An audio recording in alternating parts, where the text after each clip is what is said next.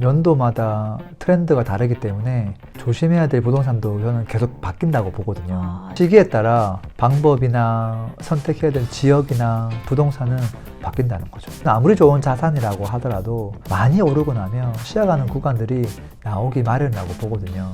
랭모님, 네. 2026년 새해가 밝았습니다. 네.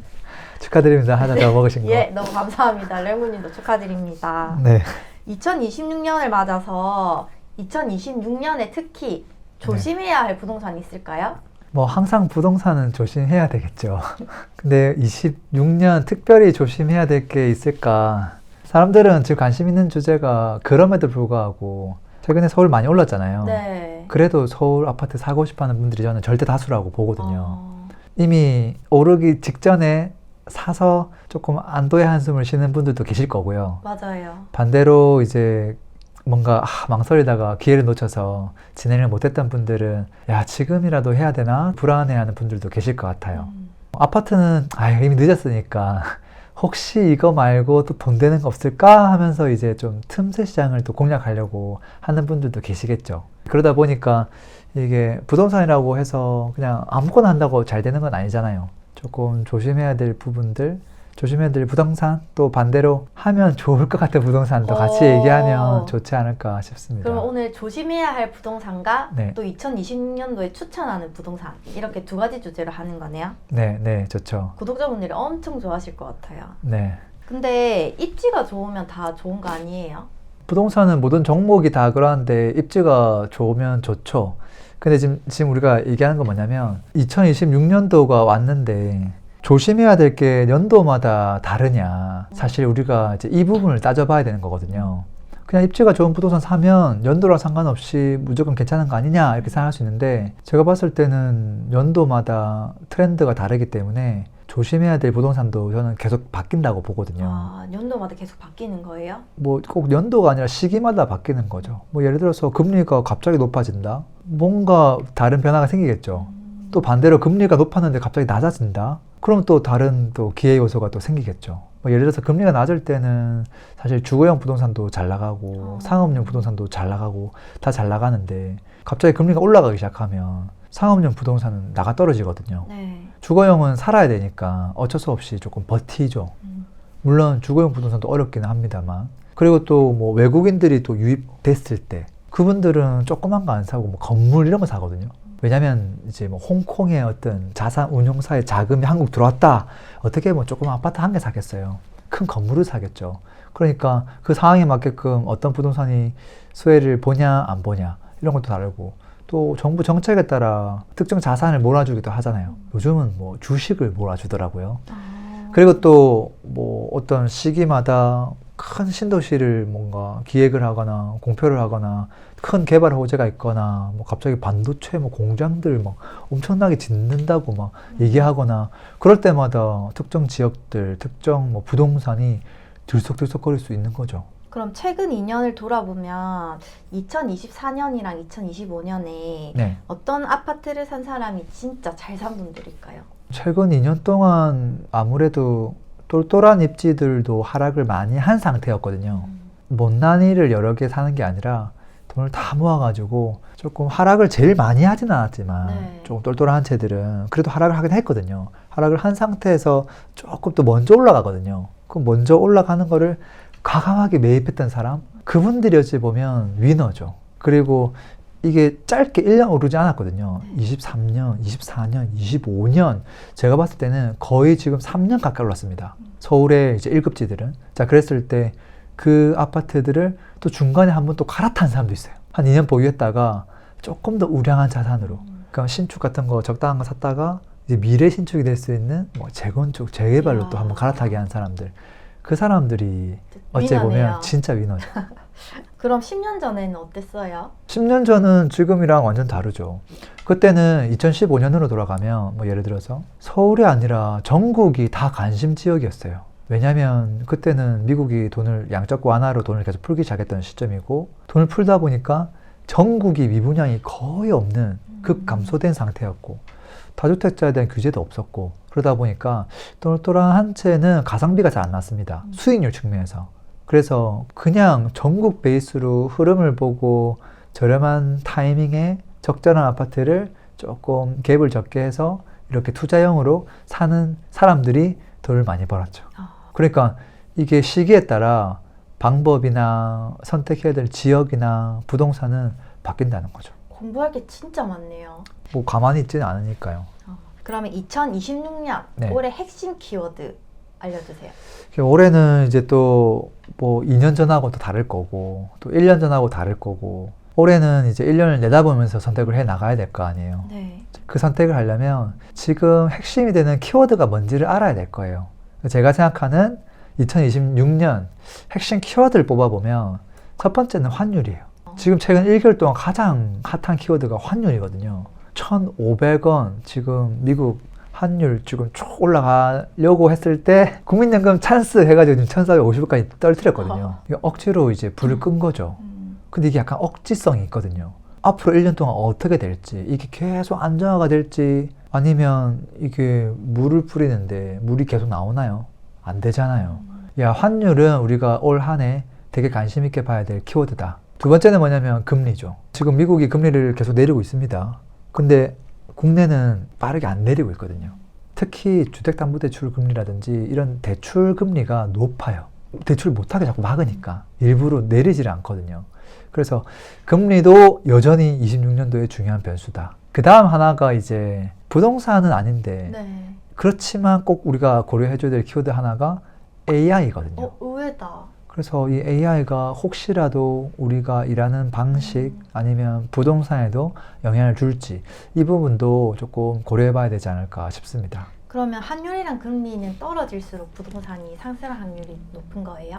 뭐 아무래도 환율이 지금처럼 너무 많이 올라간다는 말은 사실은 국내 돈이 해외로 적 빠져나간다는 소리거든요. 부동산 입장에서 썩 좋은 이야기는 아닙니다. 그러니까 1,400대 이렇게 적당히 유지하는 게 좋은 상황이죠.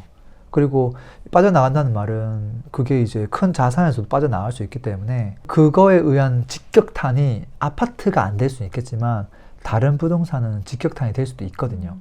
그래서 우리가 지금 이 트렌드를 얼마나 잘 알아야 되냐면 뭐 비단 예를 들어 보면 그런 거예요. 단 아파트 하나만 보더라도 2023년도부터 반등을 해서 올랐던 아파트들이 서울의 1급지 신축 아파트입니다. 네. 예를 들어서 뭐 대표적인 게 뭐 고도 그라시움 이런 아파트예요. 그래프를 보면 정확하게 23년 1월부터 이제 딱 저점 찍고 상승을 하거든요. 근데 지금 거의 3년 가까이 오른 거예요. 자, 그런데 만약에 지금 우리가 트렌드를 캐치했을 때 한 2년 지나가지고 25년 1월 달이 되어서 아, 그러면 지금 이 아파트를 사도 될까 안 될까? 야, 너무 많이 올랐는데 늦었다 할 수 있잖아요. 네. 근데 이 안에서도 종목을 하나만 비틀면 어떻게 되냐면 성동구 성수동에 가면 아파트가 하나 있는데 아파트 이름이 청구 강변이거든요. 이 아파트가 25년 2월 달까지 사실은 제자리였어요. 23년 1월 달부터 25년 1월 달까지 거의 오른 게 없거든요. 아, 최근에 뛰었네요. 근데 그 다음에 퀀텀 점프를 2번을 하죠. 1년 동안. 네. 상승한 금액 자체가 진짜 어마어마하거든요. 이게 예전에 뭐 한 20억도 안 하던 게 지금 39억 하거든요. 미쳤다. 그러니까 거의 지금 단기간에 2배 가까이 뛰었다는 거죠. 이 아파트는 사실 한강이 보이고 성수 재정비 전략구역 4구역에 들어가는 아파트거든요. 그러니까 사실은 재건축 아파트라고 봐야 되는 거예요. 보는 맥락이 달라야 된다는 거죠. 그러니까 신축 아파트가 오르고 1, 2년 정도 지나야 재건축이 움직이거든요. 그런 트렌드를 안다고 하면 얼마든지 이런 아파트를 잡을 수 있는 거죠. 그래서 올해도 트렌드를 조금 체크해서 우리가 살피는 게 중요하다. 그럼 제일 중요한, 네. 오늘 제일 궁금한, 조심해야 할 부동산 탑3. 많은 분들은 당연히 관심을 가져야 될 아파트를 좋아하겠지만 아, 그래요? 일단 조심해야 될 것부터 한번 짚고 가면 좋을 것 같습니다. 네. 첫 번째 부동산은 아까 환율 얘기했잖아요. 네네. 1,500원 넘어간다? 결국은 돈이 해외로 나간다는 소리예요. 해외로 나가니까 지금 정부에서 하는 게 뭐예요?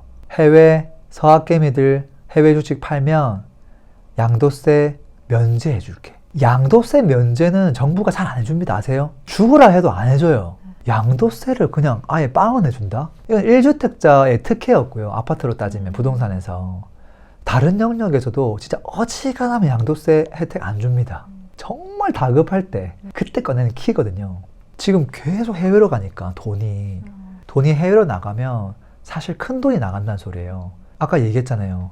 해외에 들어온 자금들이 그냥 조그만 개인이 뭐 아파트 사볼까 이렇게 하는 게 아니라 홍콩에 있는 자산운용사, 뭐 영국에 있는 자산운용사, 뭐 이런 애들이 두바이에 있는 애들이 이렇게 한국 들어온단 말이에요. 그 사람이 뭐 살까요? 당연히 돈을 쫙 모아서 왔잖아요. 모금을 해서. 그러니까 큰 건물을 사겠죠. 그랬을 때 이게 빠져나가면 직격탄이 빌딩 시장이죠. 그래서 환율을 지켜봐야 되고 그게 만약에 예상하지 못했던 방향으로 계속 막 올라간다.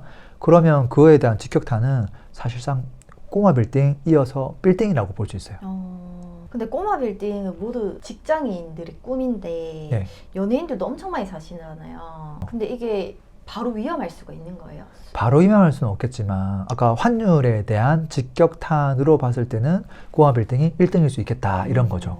가장 영향을 많이 받는. 네. 그리고 이제 환율이 올라갔을 때 반대로 이게 경기가 너무 불안정하다 보니까 지금도 사실 소비가 많이 위축돼 있기도 하잖아요. 자영업자가 또 타격을 받을 거고 그분들이 사용하는 물건이 전부 다 비주택이잖아요. 상업용 부동산. 그러니까 이게 꼬마 빌딩 또 이어가서 상가로까지 이어가는 거죠. 그럼 두 번째. 두 번째는 지금 여전히 금리가 핵심 키워드잖아요. 제가 생각했을 때 금리는 26년에도 천천히 내려갈 거라고 봐요. 저는 2년 전부터 이야기했거든요. 금리가 항상 우리가 예상했던 것보다 너무 느리게 움직일 거다. 너무 큰 기대하지 마라. 내려가는 건 맞긴 한데 굉장히 천천히 간다.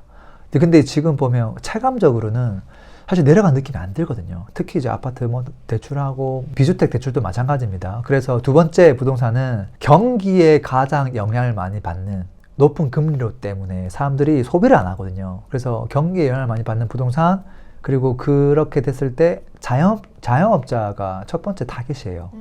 그 자영업자가 사용하는 부동산이 상가입니다.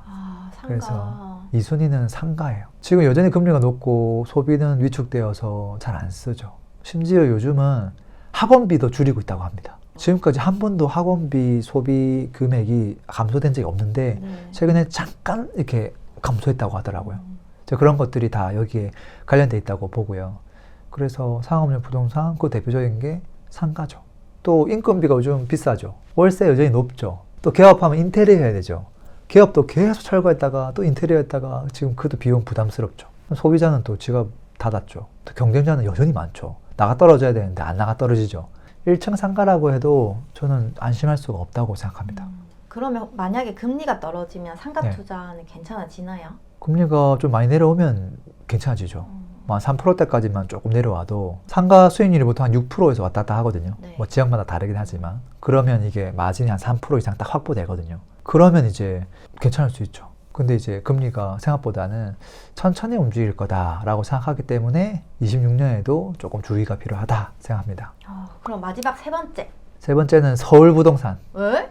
진짜요? 서울 부동산도 저는 주의가 이제는 필요하다. 이건- 특히 지금 서울 부동산 가격 한번 보세요. 넘사벽입니다. 어. 단기간에 1년에 연평균 40%씩 올랐어요. 많이 오른 단지들은. 모든 아파트가 다 그런 건 아닌데 사람들이 갖고 싶어하는 아파트는 지금 그 정도 올랐거든요. 좀 과합니다. 뭐 S&P 500이나 다른 어떤 자산들 이렇게 비교해 보더라도 조금 과하긴 하다. 근데 물론 금도 많이 올랐습니다. 금도 많이 오르긴 했는데 사실 그것도 좀 과하죠. 평소보다 조금 과하게 올랐다. 그러니까 주의는 분명히 좀 필요하다. 저는 아무리 좋은 자산이라고 하더라도 많이 오르고 나면 시작하는 구간들이 나오기 마련이라고 보거든요. 뭐 예를 들어서 뭐 안전하다고 이야기했던 맨날 버핏이 얘기했던 코카콜라 주식 계속 주구장창 오르고 있나요? 아니거든요. 많이 오른 후에 하락하기도 하고 또 오랜 기간 보합으로 가기도 합니다. 지금도 그렇고요. 그리고 시가총액 1위를 계속하던 1등 기업 애플 지금 이제 1등 자리를 내어줬죠. 지금 최근 모습은 좀 잠잠해요. 좀 빠지기도 하고요.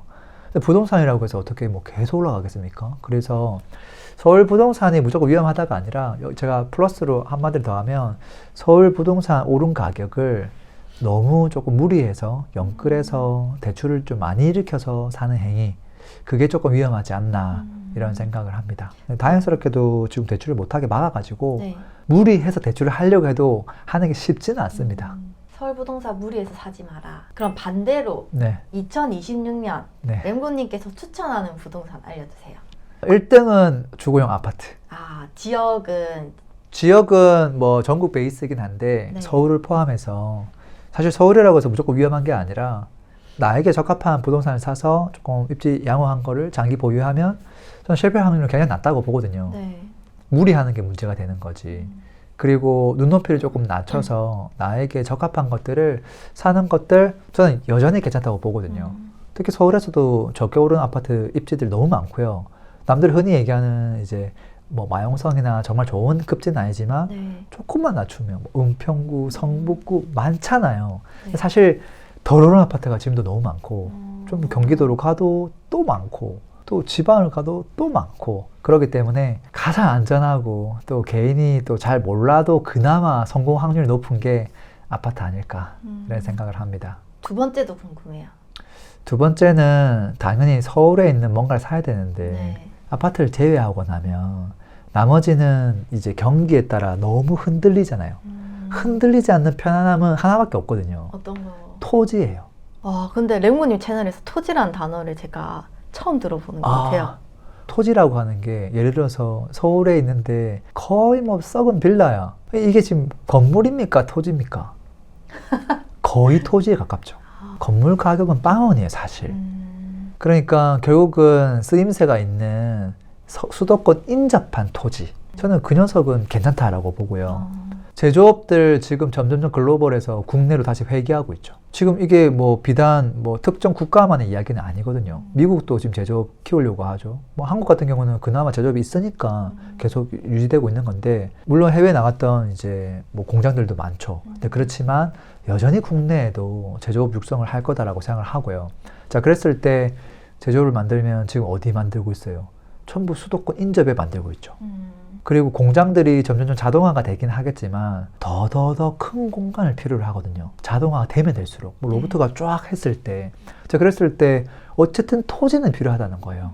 사람은 안 필요할 수도 있는데 나중에 토지는 필요할 거다. 그래서 수도권 인접 그리고 또 요즘 교통이 그냥 지하철 개념이 아니라 GTX 개념으로 굉장히 먼 지역을 단축시키고 있잖아요. 네. 그렇기 때문에 수도권 조금 외곽에 있는 토지도 장기적으로 보면 나쁘지 않다. 지금 예를 들어서 뭐 과천만 하더라도 빈 땅이 없나라고 보면 빈 땅이 있단 말이에요. 그거 이렇게 딱 사놨던 사람들 신도시도 지정되죠. 대박 터지죠. 네. 지금 뭐 왕숙부터 해가지고 3기 신도시도 정말 외곽에 있잖아요. 거기 땅 사가지고 뭐 돈이 되겠냐 했는데 그것도 다 뭐 잘 됐죠. 그다음 뭐 교산지구도 마찬가지고 하남에도 사실 빈 땅이 또 있거든요. 그러니까 빈 땅이 없는 게 아니라 뭐 보면 성남에도 있고 은근히 진짜 멀리 안 가도 토지가 있습니다. 그런 부분들도 저는 관심 가질 필요 있다 이 생각합니다. 세 번째 알려주세요. 앞으로 관심 가져야 될 세 번째 부동산 유형은 저는 관광지로 쓰임새가 있는 부동산이라고 생각합니다. 갑자기 관광지요? 아니 그 갑자기는 아니에요. 지금 뭐 K컬처 지금 대세잖아요. 네. 명도 한번 가보세요. 장난 아니거든요. 근데 이게 저는 반짝이 아니라고 생각합니다. 그래서 이게 관광지로 쓰임새가 있는 부동산, 숙박업으로 변신 가능한 부동산은 여전히 관심을 가질 필요가 있다. 예전에 제가 한 20년 전인가 이태리 베니스에 간 적이 있어요. 그때는 사실 그렇게 많은 사람들이 뭐 해외여행을 많이 안 갔을 시절이거든요. 근데도 그때도 사람 많았어요. 날씨도 좋고 했으니까 배 타면 사람들 진짜 버글버글거리고 했는데 지금 관광객 수준하고는 제가 한 10배 이상 차이 나는 것 같아요. 그때랑 지금이랑. 이게 발 디딜 데가 없고 그러니까 지금 뭐 입국하자마자 뭐 세금 때리잖아요. 근데 지금 이제 한국이 저는 이제 시작이다. 한번 생각해봐요. 인도에 있는 분들, 뭐 중국에 있는 분들 그 국가들이 지금 발전하고 있잖아요. 점점점 소비 여력이 생기죠. 그 많은 사람들이 처음에 옛날 제가 20년에 외국 갔다 와서 유럽 갔다 왔어 하는 이야기를 지금 이제 하는 사람들이 더 많이 생길 거고 그분들이 막 10%, 20%씩 계속 나가면 어떻게 되는 거예요? 그럼 절대적인 숫자가 많아지죠. 근데 그분들이 이제 어느 국가를 갈까 고민하는데 그 많은 국가들 중에서 한국의 경쟁력이 지금 점점 높아지고 있잖아요. 그러면 이제 저 중동에서 와주고 인도에서 와주고 이렇게 하다 보면 그 절대 숫자가 와 이거 반짝하고 끝나지 않겠는데 이런 생각이 들기 때문에 뭐 이것도 관심을 가지면 좋겠다 싶습니다. 새로운 시각이네요. 근데 매년 달라지니까 진짜 어려운 것 같아요. 근데 사실 매년이라기보다는 한 2, 3년 정도는 이 트렌드가 이어지지 않나 이런 생각은 듭니다. 그리고 좋은 기회는 소리 없이 찾아오잖아요. 네. 항상 이제 금리가 급등하던 시기, 그때 우량 자산이 폭락을 했잖아요. 네. 사실 우량 자산이 폭락하는 시기는 잘 안 오거든요. 근데 그 말은 그게 우리에게 기회의 시기였다는 거잖아요. 좋은 매수 시기였다는 거죠. 그러니까 항상 좋은 기회는 어떤 악재가 있거나 큰 변화가 있을 때거든요.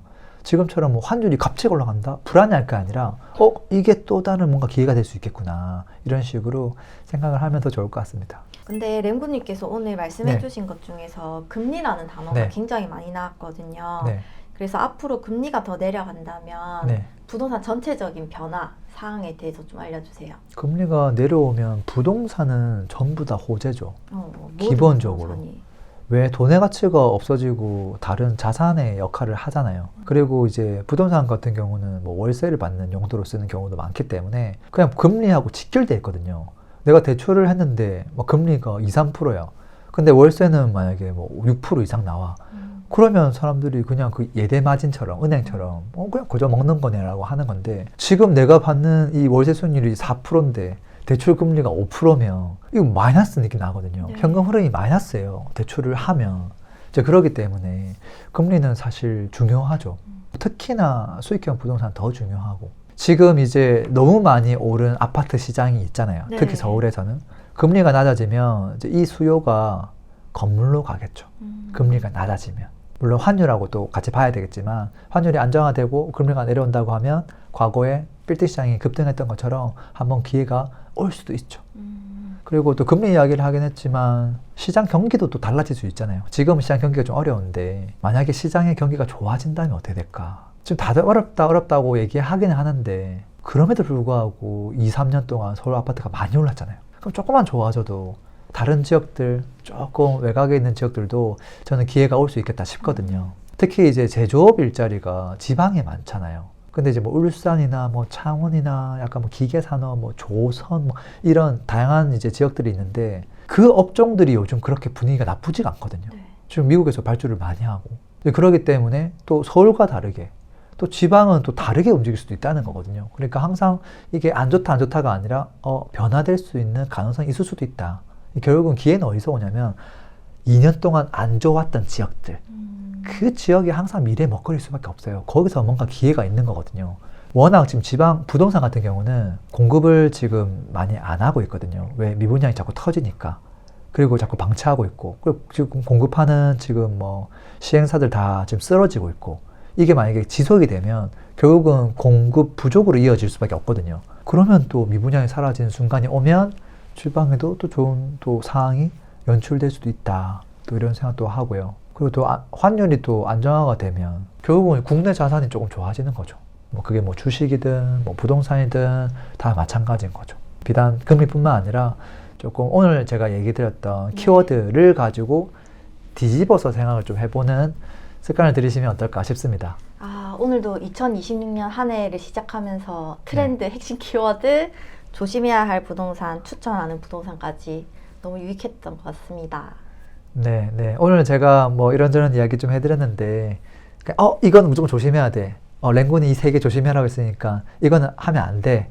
이런 개념이 아니라 왜 이러한 종목들을 조금 조심해야 되는지 그 이유를 얘기했잖아요. 그 이유에는 전부 다 핵심 키워드가 연결돼 있었거든요. 그리고 그 핵심 키워드가 사실 앞으로 잘 된다, 잘 안 된다는 모를 일이잖아요. 그러니까 그 핵심 키워드가 어떻게 되는지를 조금 봐가면서 결정을 해 나가시면 좋을 것 같습니다. 그리고 2026년 또 새해 복 많이 받으시길 바랍니다. 고맙습니다. 감사합니다. AI 시대에 어떻게 우리가 투자를 해야 될까요? 그냥 궁금한 것들을 채팅으로 남기시면 됩니다. 자, 매매가 13억에 맞는 아파트 추천해줘 하시면 3초만 기다리시면 아마 AI가 가장 최적의 입지를 고려한 아파트를 추천해 줄 겁니다. 하나, 둘, 셋. 자, 어떤가요? 13억대 아파트, 그리고 재개발 구역, 조금 더 나아가서 수익형 부동산까지 회원가입 없이 그냥 입력만 하시면 바로 볼 수 있으니까 바로 확인해 보세요. 원하시는 아파트 찾아볼 수 있을 겁니다.